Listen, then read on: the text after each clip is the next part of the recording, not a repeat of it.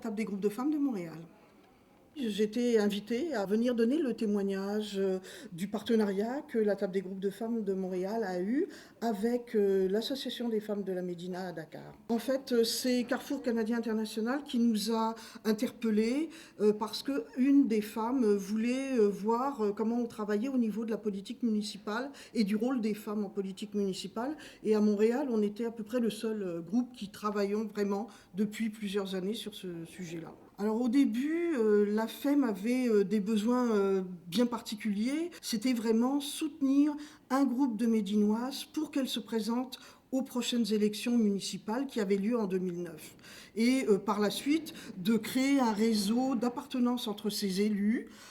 pour qu'on continue à travailler sur la place des femmes dans la Médina. L'Association des femmes de la Médina est vraiment renforcée pour plusieurs raisons. La première étant qu'elles ont réussi à créer à l'intérieur de leur association une table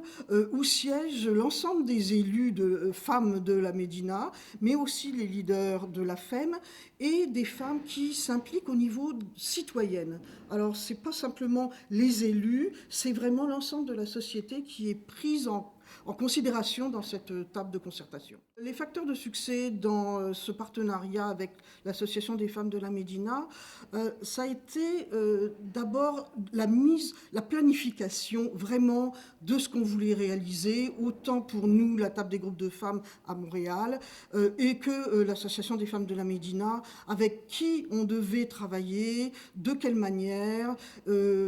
et on a tenu notre calendrier. Il y avait aussi effectivement le défi de la sensibilisation du public, au point que cette sensibilisation amène un rôle réel de toutes les administrations auxquelles on faisait appel, la mairie de Montréal, la mairie d'un arrondissement et la mairie de la Médina à Dakar aussi. Ce que la table des groupes de femmes pourrait conseiller à un organisme qui voudrait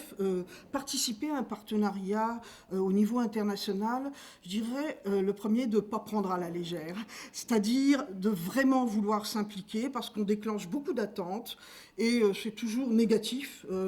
au niveau de la portée d'une activité si on laisse tomber en cours de route. Et le partenariat, c'est difficile, il faut beaucoup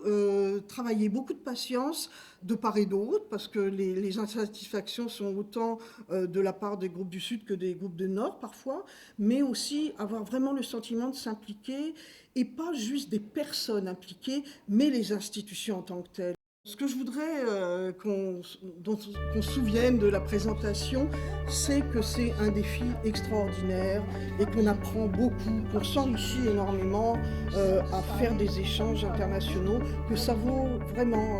la peine de s'investir et aussi de le faire en collaboration avec l'ensemble des organismes sur le terrain, tant au Québec que pour nous au Sénégal.